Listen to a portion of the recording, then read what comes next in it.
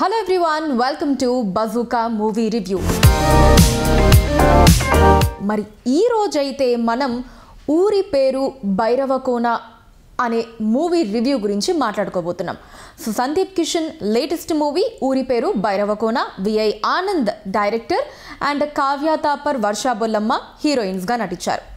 So ఇవి మనకి main caste and crew అన్నమాట. ఇక ఈ మూవీ ఎలా ఉందో ఇప్పుడు తెలుసుకుందాం. బసవ అంటే సందీప్ కిషన్ తన స్నేహితుడు జాన్ అంటే వైవా హర్షతో కలిసి ఓ దొంగతనం చేస్తాడు.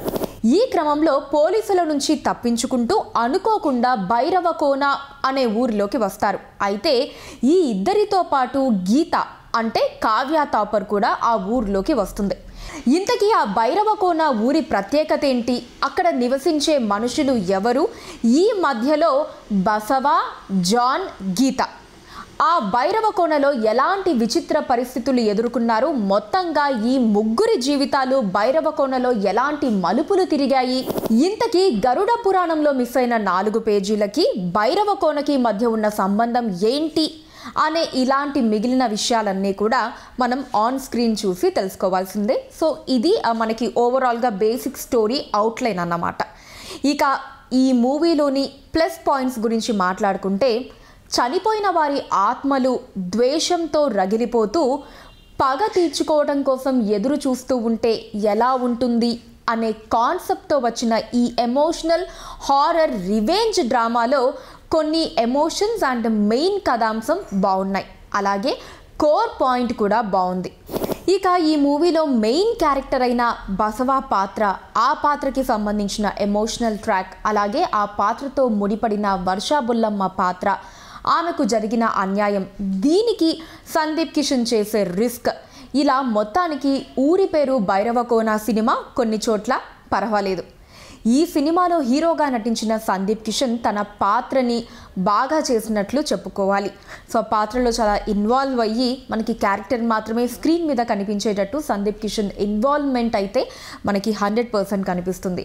ఇక హీరోయిన్ వర్ష బొల్లమ్మ రియలిస్టిక్ యాక్టింగ్తో ఆకట్టుకుంది. అలాగే మరో కీలక పాత్రలో నటించినటువంటి కావ్య తాపర్ కూడా బాగానే నటించారు. ఇక స్నేహితుడి పాత్రలో నటించిన వైవా హర్ష నటన బాగుంది. ఇక వెన్నెల కిషోర్, రవిశంకర్లతో పాటు మిగిలిన నటీనటులు కూడా తమ పాత్ర పరిధి మేర చక్కగా నటించారు. ఇవన్నీ కూడా మూవీకి ప్లస్ పాయింట్స్ అనే చెప్పుకోవచ్చు. ఇక ఇప్పుడు మైనస్ పాయింట్స్కి వద్దాం. కథలో ఎంత కల్పన అయినా ఉండొచ్చు, కానీ కథే పూర్తి కల్పన అయితే ఆ కల్పనలో అబ్బురపరిచే విషయాలు కంపల్సరీ ఉండాలి. నమ్మసత్యం కాని సంఘటనలను కూడా నమ్మేలా చిత్రీకరించాలి. కానీ ఈ ఊరి పేరు భైరవకోన సినిమాలో అవి పూర్తిగా మిస్ అయ్యాయి. ముఖ్యంగా హీరోయిన్ పాత్ర చనిపోయే సన్నివేశం మనకి మరీ సిల్లీగా అనిపిస్తుంది.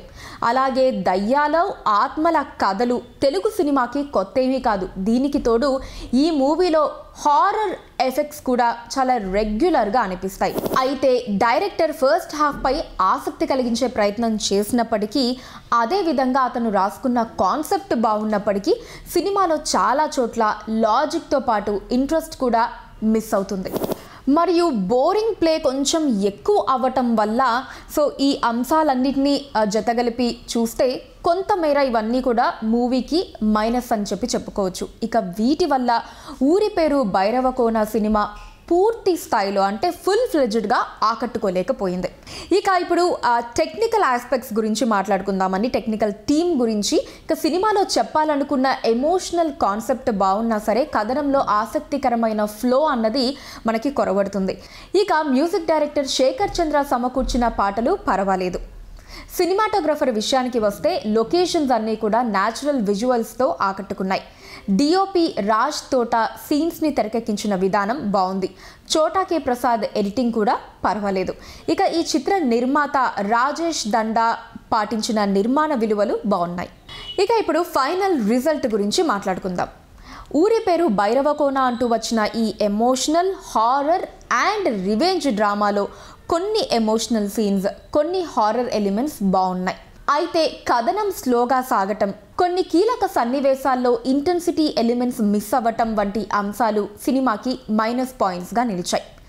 ఓవరాల్గా ఊరి పేరు భైరవకోన సినిమా పర్వాలేదనిపిస్తుంది.